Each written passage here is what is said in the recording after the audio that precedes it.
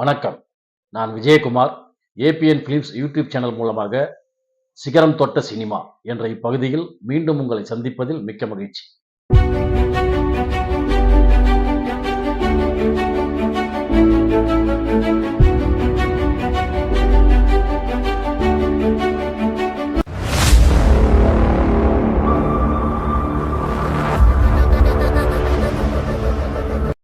இன்றைய சிகரம் தொட்ட சினிமாவில் நாம் பார்க்க போகின்ற திரைப்படம் என்னன்னு பார்த்தீங்கன்னா கர்ணன். கர்ணன் என்று சொன்ன உடனேயே கம்பீரமான சிவாஜி கணேசன் நம் முன்னால் வந்து நிற்கிறார். கிருஷ்ணராக என்.டி. ராமாராவ் அவர்கள் வந்து நிற்கிறார். இவர்கள் இருவரும் இணைந்து நடித்து ஒரு பெரிய சாதனையை படைத்த படம் தான் கர்ணன். இந்த கர்ணன்கிற இந்த படம் மகாபாரதத்திலே கர்ணனாக அவதரித்து கர்ணனாக வாழ்ந்த ஒரு கதாபாத்திரத்தை மையமாக கொண்டு உருவாக்கப்பட்ட படம். இதுல வந்து கர்ணனாக சிவாஜி கணேசன் அவர்கள் நடித்திருப்பார்கள். கிருஷ்ணனாக என்.டி. ராமாராவ் அவர்கள் நடித்திருப்பார்கள். துரியோதனனாக எஸ்.ஏ. அசோகன் அவர்களும், பீஷ்மராக ஜாவர் சீதாராமன் அவர்களும் நடித்திருப்பார்கள். கர்ணனுக்கு ஜோடியாக தேவிகாவும், துரியோதனனுக்கு ஜோடியாக சாவித்திரியும் நடித்திருப்பார்கள். ஓ.ஏ.கே. தேவர் கர்ணனுடைய மாமனாராக நடித்திருப்பார். அவருடைய மனைவியாக சந்தியா அவர்கள் நடித்திருப்பார்கள். வி.எஸ். ராகவன் அவர்கள் விதுரராக நடித்திருப்பார். இப்படி மகாபாரதத்திலே வரக்கூடிய அனைத்து கதாபாத்திரங்களாகவும் இத்தனை நடிகர்களை வைத்து பி.ஆர். பந்துலு அவர்கள் தயாரித்து இயக்கியிருப்பார்கள். இந்த படத்திற்கு சி.எஸ். நாகராஜ் அவர்கள் திரைக்கதை அமைத்திருப்பார்கள். ஏன்னா அவர் வந்து இந்த மாதிரி புராண விஷயங்கள் நிறைய தெரிஞ்சவர். அதனால் அவர்கிட்டயே திரைக்கதை அமைக்கிற பொறுப்பை பி.ஆர். பந்துலு அவர்கள் கொடுத்திருந்தார். கர்ணன் படத்திற்கு அவர் தான் திரைக்கதை அமைத்திருந்தார். பி.ஆர். பந்துலு அவர்கள் மிக சிறப்பாக இந்த படத்தை தயாரித்து இயக்கியிருப்பார்கள்.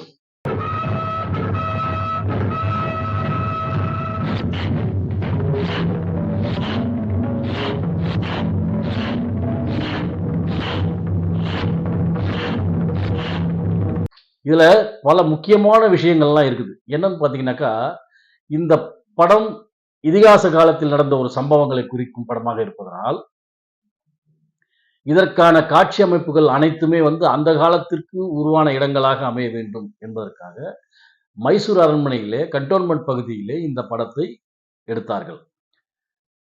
முதலாக திரைப்படம் ஒன்று எடுக்கப்பட்டது மைசூர் அரண்மனை கண்டோன்மெண்ட் பகுதியில் எடுக்கப்பட்ட முதல் படம் இந்த கர்ணன் தான்.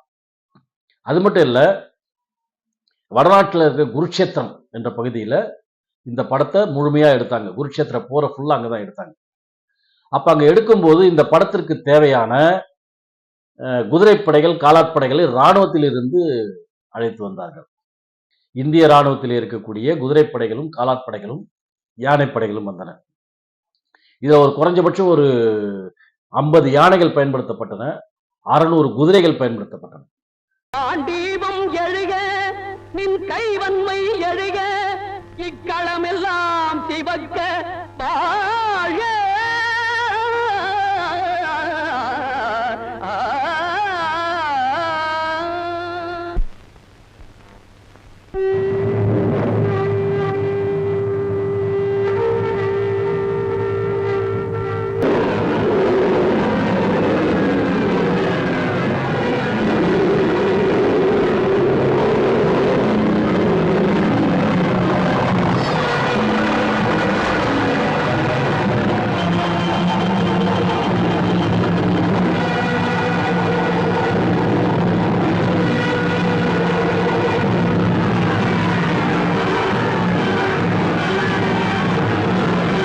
தேர்கள் புதியதாக தேர்கள் எல்லாம் செய்தார்கள். இது அந்த பெரும் ஒரு குருட்சேத்திர நிலத்திலே 2 பகுதிகளாக இருந்து போர் செய்வது போல மிக சிறப்பான முறையில் படத்தை எடுத்திருப்பார்கள். அந்த போர் நடக்கும் இடத்திலே அர்ஜுனனுக்கு கிருஷ்ணர் பகவத்கீதையை உபதேசிக்கும் காட்சியும் மிக சிறப்பாக வந்திருக்கும். பீஷ்மரை அர்ஜுனன் சாகடிக்கும் காட்சியும், பீஷ்மர் முள் படுக்கையிலே படுத்திருக்கும் காட்சியும் மிகவும் தத்ரூபமாக அமைத்திருப்பார்கள். இப்படி இந்த படத்துல வரக்கூடிய ஒவ்வொரு விஷயங்களுமே மிகவும் சிறப்பாக மக்களால் ஏற்றுக்கொள்ளக்கூடிய அளவிற்கு யோசித்து யோசித்து யோசித்து ஒரு சிலையை செதுக்குவது போல செதுக்கி இந்த படத்தை மக்களிடம் கொடுத்தார்கள். ஐயோ, வீரமாமலை சாய்ந்ததா? வீரத்தின் விளைநிலம் தல்சாகி போனதா?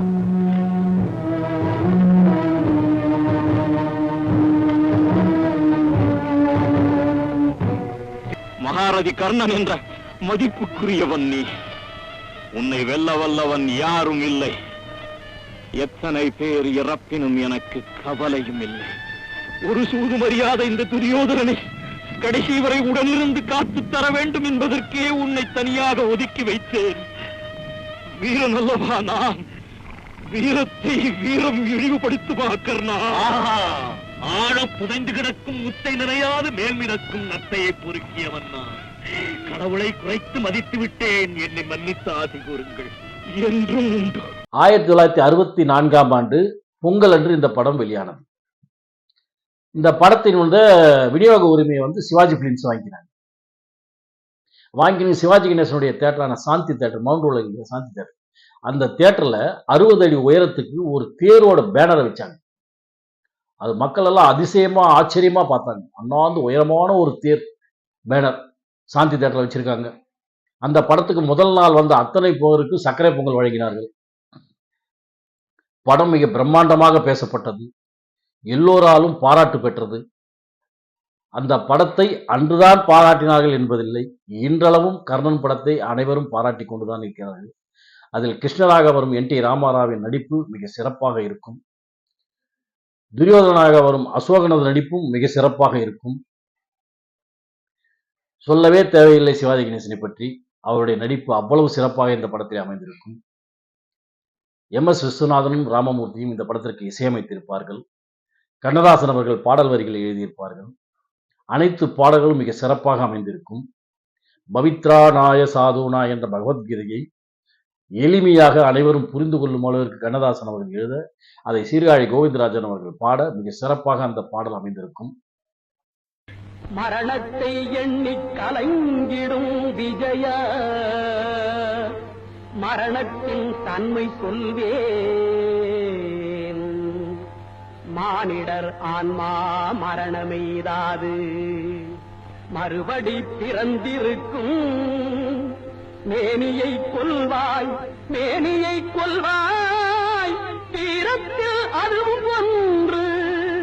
நீ விட்டு விட்டாலும் அவர்களின் மேனி வென்றுதான் தீரும் ஓர் நாள்.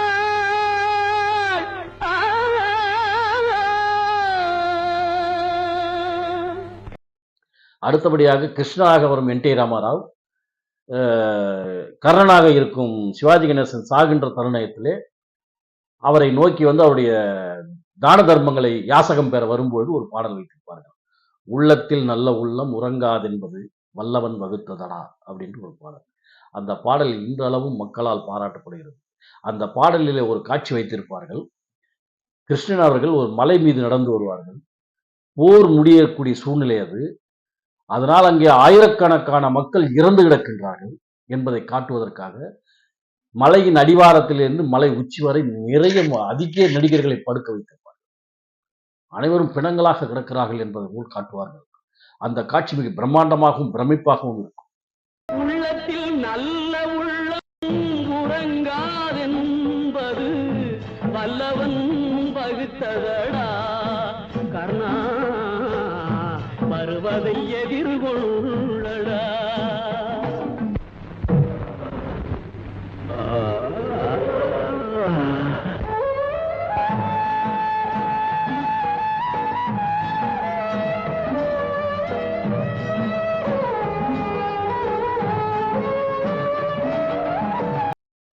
அதன் பிறகு என் டி ராமாராவ் அவர்கள் கிருஷ்ணராவ் அவர் சிவாஜி கணேசன் தன்னுடைய கர்ணன் கிட்ட அவர் செய்த தான தர்மங்கள் அனைத்தையும் யாசகமாக பெற்றுவிட்ட பிறகு அவருக்கு விஸ்வரூபம் எடுத்து ஒரு காட்சி தருவார். அப்படி ஒரு காட்சி அனைவராலும் கைத்தட்டப்பட்டு கையெடுத்து வணங்கக்கூடிய அளவுக்கு அமைந்தது. ரத்தத்தலம் எனது உடல், உடலால் தாரை வார்த்து உயிரை உமக்களிக்கிறேன்.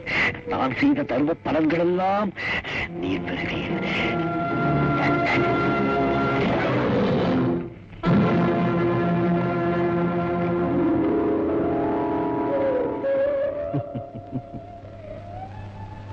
கர்ணா, அழியா புகழோடு முக்தியும் பெறுவாய் நீ. எனக்கு முக்தியும் சித்திக்கும் என்று அருள் புரியும் நீர் யார்? நானா? வா.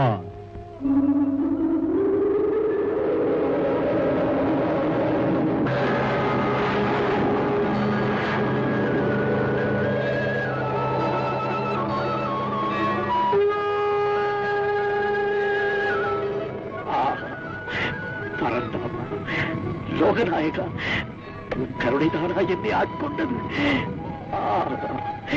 யாருக்கும் கிட்டாத பெரும் பேர் எனக்கு.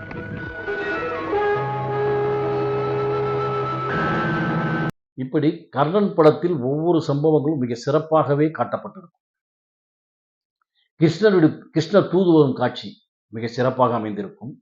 ஆரம்பத்திலே பஞ்சபாண்டவர்கள் தங்களுடைய வீரங்களை காட்டிக் கொண்டிருக்கும் அர்ஜுனன் தான் சிறந்த வீரன் என்று துரோணர், கிருபாச்சாரியார் போன்றவர்கள் சொல்லும்போது அங்கே கர்ணன் வந்து எனக்கும் எல்லா வித்தையும் தெரியும் என்று சொல்லும் அந்த காட்சியும், கர்ணன் ஒரு தேரோட்டியால் வளர்ந்தவன், அவனுக்கு ஜாதி மதம் கிடையாது, தாய் தந்தை கிடையாது என்பதை இழிவாக பேச உடனே துரியோதனன் அவனை அங்கதேசத்து மன்னனாக்குவதும், உடனே துரியோதனுக்கு இவன் நெருங்கி நண்பனாவதும் படத்தின் அற்புதமான காட்சிகள். கர்ணனின் வாழ்க்கை வரலாறை மிக சிறப்பாக காட்டியிருப்பார்கள். குழந்தையாக கர்ணன் பெட்டியிலே வந்து கொண்டிருக்கும் போது அந்த குழந்தையை ஒரு தேரோட்டி எடுத்து வளர்க்கிறான். அந்த குழந்தைக்கு பேர் வைக்கிறார்கள். அந்த நேரத்திலே அந்த குழந்தை என்ன செய்வது போல் காட்டுகிறார், தன் கழுத்தில் இருக்கும் செயினை கழட்டி கொடுக்கிறார். ஒரு சிறு குழந்தை அப்படி குழந்தையாக பிறக்கும் போதே தன்னிடம் இருக்கும் பொருளை மற்றவர்களுக்கு கொடுக்கும் குணத்தை உண்டதாக கர்ணனை பற்றி காட்டுவது மிக சிறப்பாக இருக்கும். யார் வந்து யாசகம் கேட்டாலும் எந்த பொருளை கேட்டாலும் உடனடியாக தரக்கூடிய ஒரு மாபெரும் வள்ளலாக வாழ்ந்தவர் கர்ணன் அவர்கள். இந்திரன் வந்து கவசகுண்டலத்தை கேட்கிறான், கொடுக்கிறார். கிருஷ்ணர் வந்து தான தர்மங்களை கேட்கிறான், கொடுக்கிறார். இப்படி அனைத்து விதமான தான தர்மங்களையும் மிக சிறப்பான முறையிலே செய்த கர்ணனின் வாழ்க்கை வரலாறை B.R. பந்துல் அவர்களும் நாகராஜ் அவர்களும் சேர்ந்து உருவாக்கி மக்களுக்கு பெரும் விருந்தாக படைத்தார்கள். அப்படிப்பட்ட படம் கர்ணன் மிக சிறப்பான ஒரு படமாக 1964ஆம் ஆண்டு வெளியானது. பொங்கல் தினத்திலே வெளியாகி மாபெரும் வெற்றியை கண்டது. அதை திருப்பினும் டிஜிட்டல் முறையிலே உருவாக்கி சமீப காலத்திலே வெளியிட்டு அப்பொழுது மாபெரும் வெற்றியை கண்டது. ஒவ்வொரு முறையும் வெளியிடும் போதும் அந்த படம் 100 நாட்களை தாண்டி ஓடிக்கொண்டு அதன் வெற்றியை பறைசாற்றிக் கொண்டிருக்கிறது. அப்படிப்பட்ட ஒரு சிறந்த படம் கர்ணன். இனி இப்படி ஒரு படத்தை யாராலும் எடுக்க முடியாது. காரணம், இதில் நடித்திருக்கும் நடிகர்களைப் போல இன்றைய நடிகர்கள் யாரும் இல்லை என்று YG மகேந்திரன் அவர்கள் ஒரு பேட்டியில் குறிப்பிட்டிருக்கிறார். ஆக கர்ணனை போன்ற ஒரு படம் இனி உருவாகுமா என்பது இன்றைய காலகட்டத்திலே பெரும் சந்தேகம்தான். ஆக அப்பேற்பட்ட ஒரு பெரிய காவியமாக அமைந்த கர்ணன் திரைப்படம் மிகப்பெரிய வெற்றி படம் என்றும் சமூகத்திற்கு தேவையான ஒரு படம் என்றும் காவியத்தை விரும்புவோருக்கு இது ஒரு மகத்தான படைப்பு என்றும் கூறி விடைபெறுகிறேன். நன்றி, வணக்கம்.